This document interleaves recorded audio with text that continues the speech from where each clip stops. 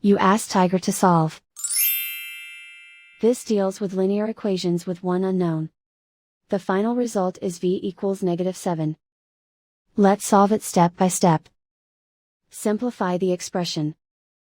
Expand the parentheses. Group like terms. Simplify the arithmetic.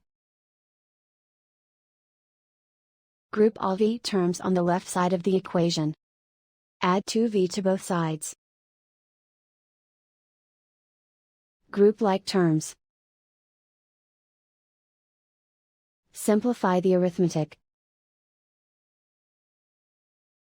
Group like terms. Simplify the arithmetic.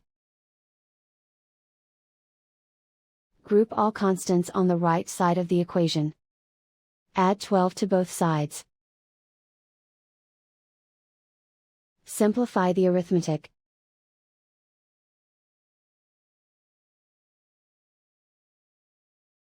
Isolate the v.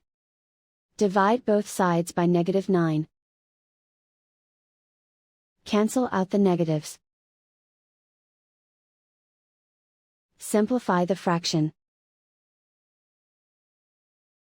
Move the negative sign from the denominator to the numerator.